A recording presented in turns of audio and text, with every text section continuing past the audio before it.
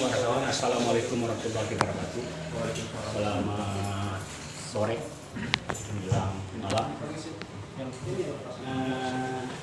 Teman-teman wartawan yang kami hormati, pada hari ini tanggal 3 Agustus 2022, tim penyidik Kejaksaan Negeri Gunung Sitoli telah melakukan pemeriksaan terhadap tersangka atas nama Rogensi Daily selaku bendaharawan pengeluaran pada Dinas Kesehatan Kabupaten Nias tahun anggaran 2018 dalam perkara dugaan tindak pidana korupsi pengembalian sisa anggaran pada Dinas Kesehatan tahun anggaran 2018 Kabupaten Nias Barat.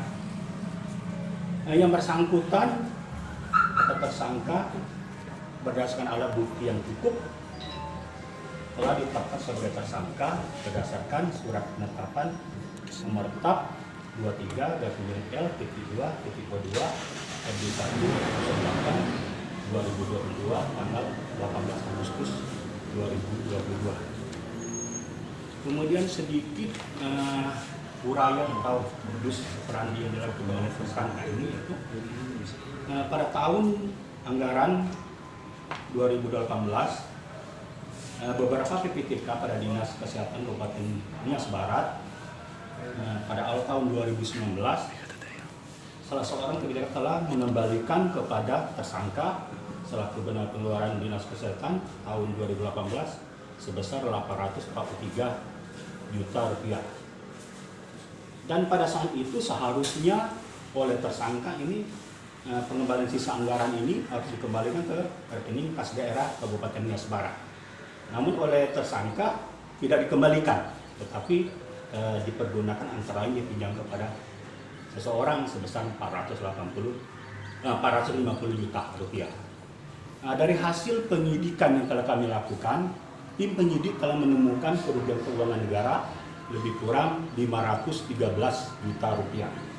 Adapun pasal yang disangkakan yaitu pasal 2 ayat 1, kemudian subsidiarnya itu pasal 8, kemudian lebih subsidiar pasal 3, junto pasal 18 Undang-Undang Nomor 31 Tahun 99 sebagaimana telah diubah dan ditambah dengan Undang-Undang Nomor 20 Tahun 2001 tentang perubahan atas Undang-Undang 31 Tahun 99 tentang pemberantasan tindak pidana korupsi.